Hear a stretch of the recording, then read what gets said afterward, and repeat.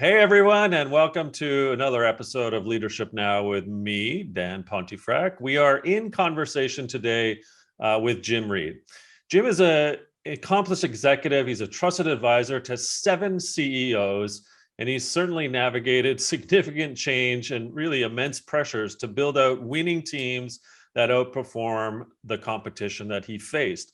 He's coached, he's advised, he's developed thousands of aspiring leaders as CHRO, Chief Human Resources Officer, Chief People Officer, heads of VP, heads of HR, in organizations such as Rogers Communication, Husky Injection Molding Systems, and MDS. Interestingly, Jim was originally trained as a military pilot, and he built his expertise working alongside some of the best thinkers and management professionals out there, including the likes of Jim Collins, Jeffrey Pfeffer, John Kotter, and Dave Ulrich, all idols of mine. In 2021, Jim was recognized as one of the 50 best executives in Canada by the Globe and Mail's Report on Business magazine. Jim has recently published his book, Leading to Greatness: 5 Principles to Transform Your Leadership and Build Great Teams. Those 5 principles we're going to get into today. But Jim, it's a pleasure to have you here today. Thanks for taking the time. Why don't we start with first the book? What inspired you after having such an illustrious and profound career helping so many different leaders and team members? Here you are publishing a book that is crystallizing, I would argue, what you've learned into these 5 principles. So what was the impetus for the book? And let's start there. Dan, first of all, thanks very much for having me on today. It's great to be with you. And yeah, it's been a journey. What do they say? We're the sum of our experiences in life. And for me, I've been so fortunate. I started, as you mentioned, my career was in the military. I was a pilot. Being in the military and serving my country definitely made me a better person. I learned a lot about discipline. I left the military, went into operations, ran a business. So learned a lot about leadership and culture. And then later in my career, moved into HR and the CHRO role and learned how to be a trusted advisor and learned a lot about large scale change. But all along the way, my passion has always been around building leaders and teams and culture and just helping people grow. It's always been that way for me. So I quite a few years ago, you mentioned Jim Collins. He's been probably next to my wife, Patty, one of the most influential people in my life. And he challenged me during the Good to Great research to write a book on leadership. And we had these debates about, what kind of difference did leadership make? He felt at some point in time, either when things went well, leaders got the credit. When things went bad, leaders got blamed. And, my view was being in organizations that leaders set the tone. So I've always had this passion to figure out, what do the great leaders do differently? What's the difference between good and great? And trying to find the answer to that question is really why I wrote the book. Well, I wondered where and how Jim came to be sort of the book cover blurb, and that explains a lot. Now, before we get into the book, what was it, I suppose, through Good to Great that you learned and you practiced or employed, in some of the roles that you had as you lead huge organizational culture and leadership challenges? Yeah, I met first of all, I met Jim at Stanford. When I was at MDS, the CEO there, we were kind of waiting. We had a big growth agenda. We were about 500 million in sales at the time, and we grew the company to 2.5 billion. And I was running a business. He took me out of the GM position and moved me into the head of HR responsibility just before this growth started. And to help develop me, they sent me to Stanford on this program in organizational change which is where I met Jim Collins. Okay. And I think, I think for me, my military service, being in operations, running a business, I started to observe that the best leaders just were always successful, no matter what challenge they took on. And I started to get very curious about what is it that they're doing differently? How do they think about leading? How do they build teams? How do they think about organizational change? And that's what really kind of drew me into this world. And then you start to see when you're out there, I consider myself to be a practitioner. I'm in the field trying to win, trying to compete, trying to build a winning organization. And so you really start to understand that there's something about knowing a great leader when we see one or led one that really drew me into the space. Well, as we get into the book itself, then it's amazing. The first principle really, really warmed my heart, if I'm speaking selfishly, Jim, because principle number one is defining a crystal clear understanding of values and purpose and never deviating. So values and purpose to me are akin to table stakes. If the table, at least in our house, doesn't have oil and balsamic for the heirloom tomatoes, what's happening? You don't have a table in our house anymore. And so values and purpose to me are at the core, in essence, right? And so tell me a bit about why perhaps they are number one in your principle number one here, but also what does it mean? How do you unpack that in defining those crystal clear understandings of value and purpose?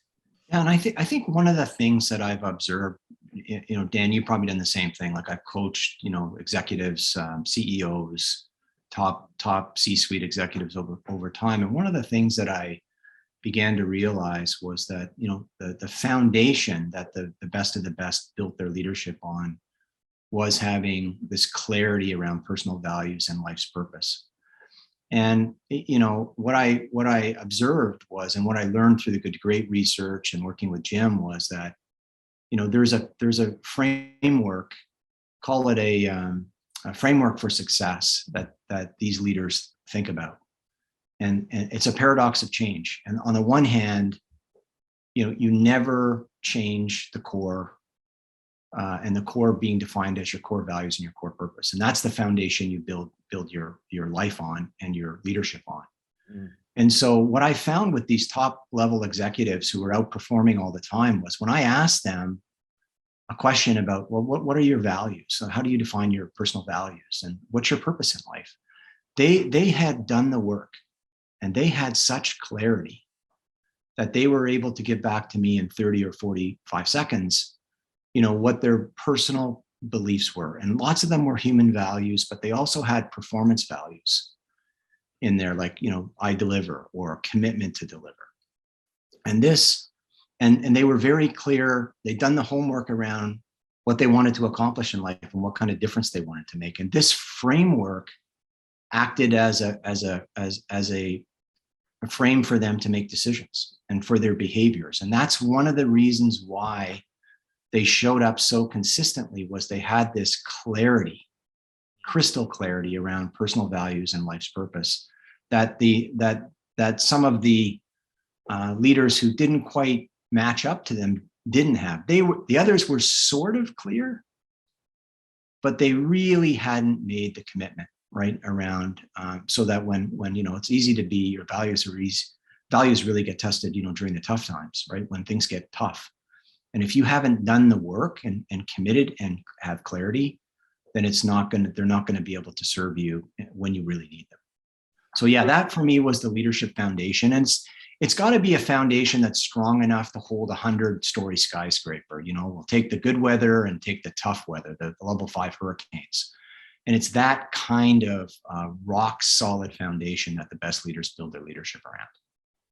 Speaking of natural disasters, there are some leaders out there that they I guess there's the hurricane that hits them, and they wish that they had that coaching session, that discussion about the implementation or the creation of their values and a said purpose. So as an executive whom is helping other executives, how do you broach the conversation with executives whom might have that ego or that sense of values and purpose? That's an HR thing, or values and purpose, that's something for someone else that's climbing the ladder, not someone who's already an executive. So it can be perhaps tender in that conversation. But what have you learned, or how do you approach those situations?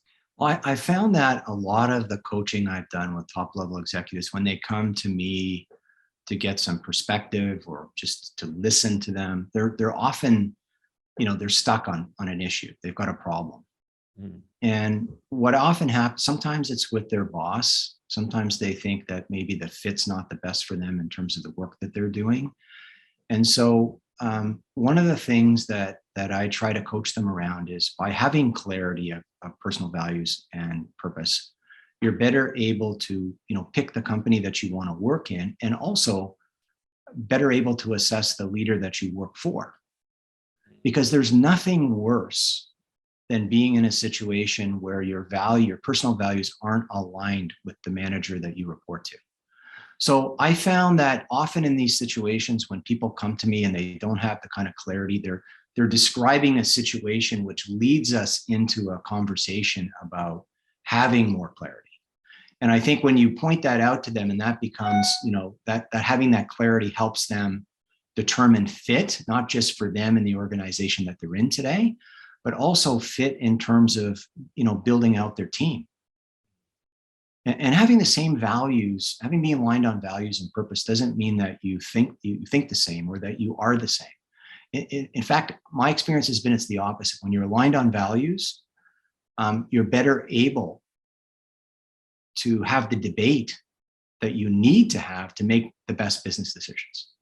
So I find it's almost counterintuitive. People say, well, we don't want to have people that are hired in our own likeness. Well, actually, that may be true in terms of strengths, but on the values side, being aligned on values allows you to build trust faster, to have psychological safety that you need, and to really have the kind of debates that you need to make the best business decisions. I love that. It's sort of like the team of rivals concept and eliminating groupthink. You can be aligned on values and purpose, but that allows for the more open and honest debates to occur in the room, if you will, so that we all succeed, or the team succeeds, or both, right? Exactly. And one of the most common, one of the toughest issues for leaders when they show up and they're stuck and things like that is when they're working for a leader that, especially if they believe in being respectful and they believe in getting behind people in their development. The hardest situations for people to deal with is when they're working for a leader who can be disrespectful or be a bit of a bully. Like those situations, cause some of the greatest dissonance, right, for talented leaders, right?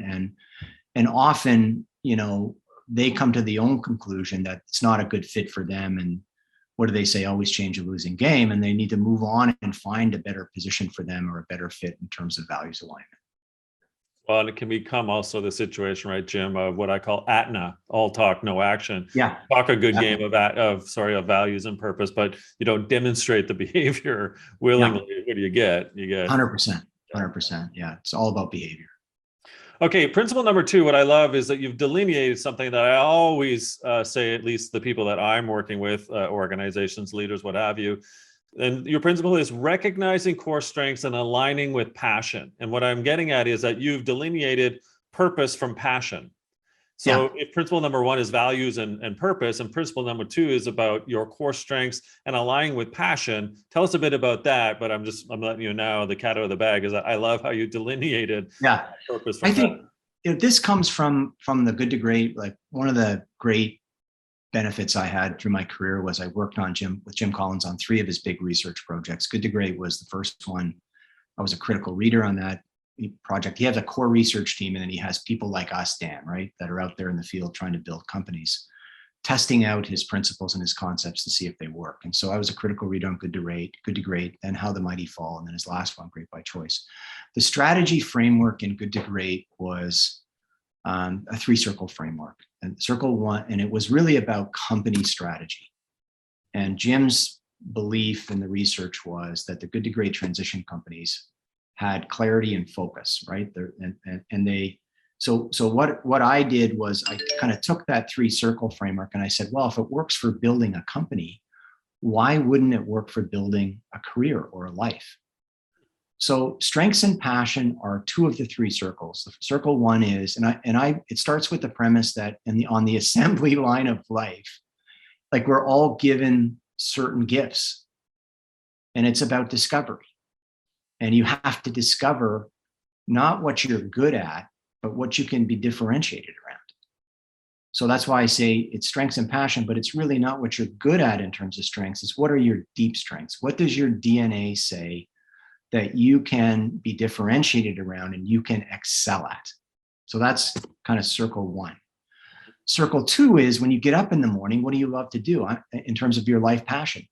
I would say, and this is beyond friends and family. It's are you creative? Do you like to do individual work? Do you like to solve problems? Do you like to build teams? Do you like to build companies or cultures? Do you like to analyze things? So, and I always say, like, when you get up in the morning, when does work not feel like work? What motivates you, right? When you jump out of bed and you can't wait to tackle the day's problems. And so I believe that strengths and passion, that the most successful people play to their strengths and passion every day. And that becomes their best path for success.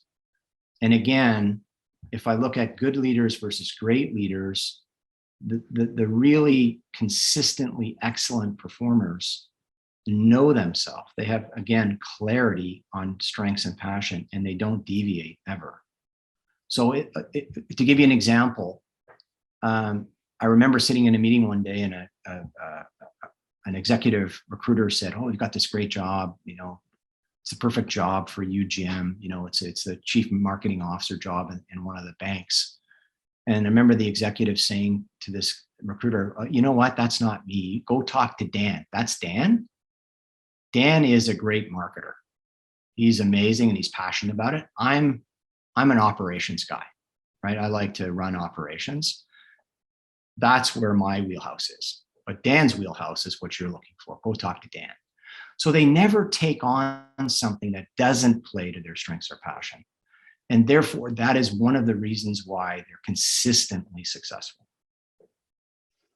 So what's interesting is that then when we get to principle number 3, it seems like there's just another natural segue, because as I quote, identify and engage the right people and get them in the right seats, because no leader excels at everything. So what you're presumably recognizing in that principle is play to your strengths, as you suggest in principle number 2. However, a leader's incumbent responsibility is to also build the team and make sure that you are, whether it's a team of rivals or to ensure that you have all the different talent sets inside of your team in the right seats. Otherwise, you're just a group of one having all the same skill sets. So is that fair, or tell us a bit more about how that's 100%. It's 100% accurate. I mean, if you think back to our conversation on values and purpose, right? Values and purpose identifies not people, but the right people, right? So you want to have alignment on values, shared values, and at least be inspired by the purpose that the company's trying to build. Deep strengths and passion identifies not just the right people, but the right seat. And one of the things that the most talented leaders understand is that up to a certain point in your career, your success is determined by yourself. But beyond a certain point in your career, your success is determined by the strength of your team. And it's your team that becomes, you know, in a sense, that team and that team's culture is the execution engine for what you're accountable to deliver on. So, you know, being able to assess fit, being able to assess who are the right people, you know, to work with me on my team and to occupy whatever seat on whatever position they're going to play, is a skill. It's almost a signature quality of the best leaders, that they consistently make the right people decisions. And that also includes not just who to bring on the team and how to develop the team and how to build a high performance team, but it also includes when they need to make a decision to move somebody off the team. So those that either are underperforming or not performing up to snuff, or I'm assuming then, Jim, you know, the leader has looked at that individual and said, you know what, I really want you to graduate up and out into another role, either in the team or the organization. Exactly. Could work in either different way, but I've come to the conclusion, and Dan, you've done a lot of work in this space too, that making the right people decisions are some of the most important decisions that a leader makes. Yeah. And, you know, kind of first who, then what. You know, if you get it right, and when you get it right, it's magic. And when you can't get it right, then you're always dealing with, kind of crazy team dynamics and issues around delivery and performance. And most leaders, I would say, are okay at this, but you've got to be outstanding at it. Okay, so we're up to principle number 4, and what I also love about this, I mean, we seem to be cut from the same cloth, is I'll say to people that you have 168 hours in a week, but don't think of that as time. You have 168 hours or sets of opportunities to demonstrate a behavior that shows that you're more than just X, Y, or Z. So if I'm taking the principle which is learn to manage energy, not time, to become fully engaged in life and thus leadership, which is your principle, what I'm also getting from that, and again, correct me if I'm wrong, is that you have these opportunities as a leader to not be back to back to back to back, to not just manage your calendar, to not just manage thus your time, because perhaps it's not even a time management issue. It's actually an energy or a behavioral issue that you should be more worried about. So tell us a bit and unpack principle number 4 for us. Yeah, I mean, engagement is really it's the fuel in performance, right? I mean, I think that, as a leader, you have to be fully engaged yourself in order to engage others. Like, people aren't going to put their heart and soul into things and give you 100% engagement if you as the leader are not there yourself. So that's the first thing. Second thing is, I attended this workshop years ago by a sports psychologist by the name of Dr. Jim Lair. He wrote a book called The Power of Full Engagement, and he started his career by helping athletes. He didn't know anything about the sport. He just took athletes that were professional athletes. I think Marco Mira was one, Gabriella Sabatini was another one. And he helped them understand that high performance is about, as you said, energy management, not time management. So without knowing anything about the sport, he just got them mentally prepared, to be able to be at their peak performance when they needed to be at their peak performance. And he took these athletes from 60 in the world to number 1. He did it like multiple times. Then he worked with Navy SEAL teams and SWAT teams, and eventually he worked with corporate executives. So, this adage that life is a marathon and you have to pace yourself, he changed my thinking about it. I used to think that way. And his view was more, life is a series of sprints followed by recovery. And he kind of taught people how to manage their energy and to balance off. People would say stress is bad. His view would be stress is good as long as it's followed by recovery. So for individual executives who are dealing with high pressure situations all the time, we're more like a smartphone, the smartphone's going to work fantastic for you during the day as long as you charge it at night for the next day. That's good. And so this relationship between stress and recovery, and stress is good in the sense that it builds capacity and capability in individuals as they learn to grow and take on more responsibility and challenge as leaders. But if you don't recover and rebuild your energy reserves, then you won't be at your peak performance when you need to be, and therefore you won't be as successful as you can be as an executive. So this whole notion, I think there's a science around engagement at the individual level that I try to get into in the book and get people thinking differently about what engagement is. And then there's a whole methodology around, building high performance team and have a framework for that. And, for me, the biggest driver, almost not always, but often, for engaging people is their own personal growth and development. And so as a leader, the more competent you become at getting behind the people who work for you, personal growth and development, the more you help them grow and be successful, the more engaged they will be on your team. So there's two sides. One is, get yourself ready to perform at elite levels that executives are required. And the second part, get that sorted out. And once you get that sorted out, then there's a whole science, I think, and methodology around how you engage others. And I think the best leaders are excellent at both. Love it. Well, okay, so now you're up to principle number 5, and I'll just read it, and then because I think it almost summarizes what it is to then put it into action.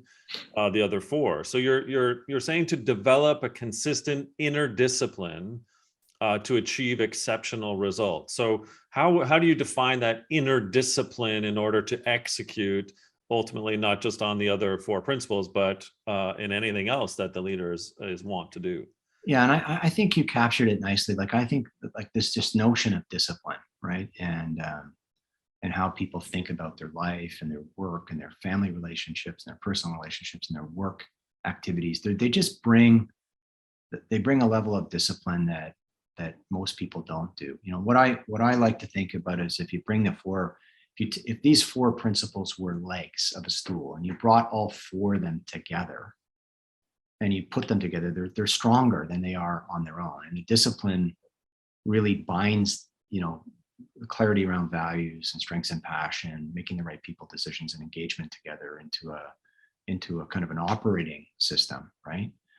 And for me, what I've noticed, I talk in the book about what are the disciplined behaviors that the best leaders tend to live. And one is, you know, they're mission focused, like they're unbelievably focused on the mission. It's like they're locked, right? On if they commit to do something, they don't stop until they achieve it. Like they just have this mission focus that is extraordinary.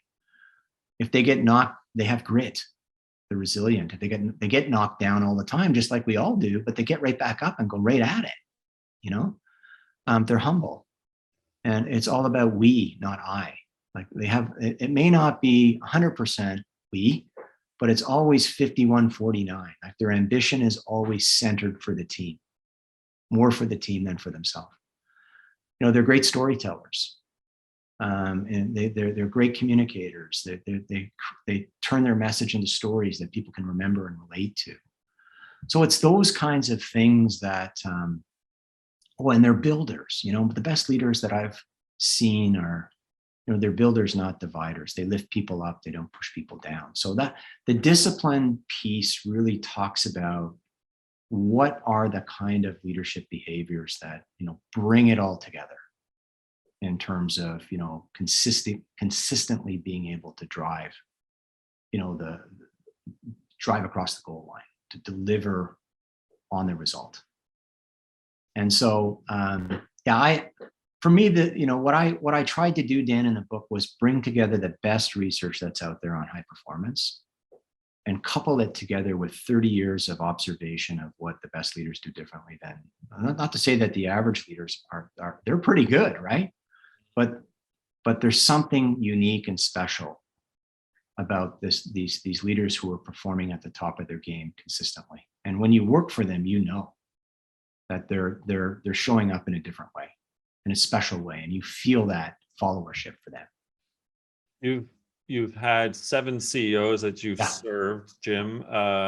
You've had lots and lots of peers, and you've supported thousands of leaders, you know, down the channel, right, within the organizations that you have held CHRO roles at. What's the one principle that you see in this day and age as we enter a post-pandemic, endemic world that you think needs the most work of an individual at whatever level they're at in the organization? You know, I think the leaders that were the most have had the most impact, I think, during the pandemic have, you know, shown up with, you know, with compassion and empathy. Mm. And they've also been able to adjust their communication frequency, like up their communication very significantly, right? In terms of, you know, helping people, you know, to kind of get through a very difficult time. I mean, we've been in this pandemic. Hopefully we're kind of moving out of it, but it's 2 years. People are exhausted. They're tired. Their tolerance for things is much lower. And the leaders who created, who cared, you know, if people want, organizations people aren't going to care for their organization unless their leaders care for them. And I remember seeing a title that Simon Sinek had on one of his books. It was Leaders Eat Last, I think was the name of the book. And I mean, there's some great messages in that book, but for me, the title said it all. You really have to care about your people. And if you do, you'll get a return back 20-fold what you put into it. And I think that in the world going forward, where the competition for talent intensifies, and it's going to be hard to get good people and keep good people, it's that kind of leadership that's going to help organizations win. Love it. Last question, Jim, and then you've been so gracious with your time. We'll let you go, and we want to know where to find more about you in the book. But if I'm an up-and-coming leader, so I'm mid-management, let's say, and I'm yearning or pining for the director or VP role, what do you suggest that I need to be doing from these principles to attain that extra responsibility and thus a role that's more than what I have today? Yeah, I think the nice thing about the book is it's a step-by-step guide, right, to help you build a customized development plan. So what I believe that if you want to become a better pilot, you have to develop against a framework. If you want to become a better leader, you need to pick a simple, easy to understand framework that you can stay with over time, and so if you're an aspiring leader, the thing that I was trying to do was to kind of simplify a model for leadership in life, right? That works. It's good for work and it's good for living your life. And you can kind of look at it and say, okay, where am I strong and where am I weak, and kind of build a plan to get stronger across all 5 dimensions, of course. But most people are strong in some and need some work in others. And so, I've suggested in the book, this 5 principles as a leadership framework to help you develop to be the best leader that you can possibly be. And there's also some really good stuff in the book about, models for high performance teams. Like Lencioni has a model. I suggest a model. But if you want to become a great coach, you need a coaching model. You just have to pick a model and stick with it and develop against it. So that would be, Dan, that would be my advice for people who are earlier in their career and who really want to accelerate. And of course, it comes down to, high performance at the end of the day is a personal choice. You have to choose to go to a better place. So that's where it goes. It sounds a lot like, the consistent inner discipline that you point out in principle number 5. Sure. So Jim, the book is Leading to Greatness, 5 Principles to Transform Your Leadership and Build Great Teams. Where can people find out more about you, the book, and so on? Well, you can find it anywhere at your favorite bookstore. It's all out there and distributed. You can get it online at Amazon, and in Canada at Indigo. And you pick it up, and hopefully you'll pick some things out of there that'll help you. And you can reach out to me on LinkedIn at any time. I'm there to help you and do anything I can to help people get to an even better place in their life. Amazing. Jim, thanks so much for this. I've learned a great deal. The book's fantastic. Folks, pick up a copy, Leading to Greatness, 5 Principles to Transform Your Leadership and Build Great Teams, by the one and only Jim Reid. Thanks very much, Jim. Thanks a lot, Dan.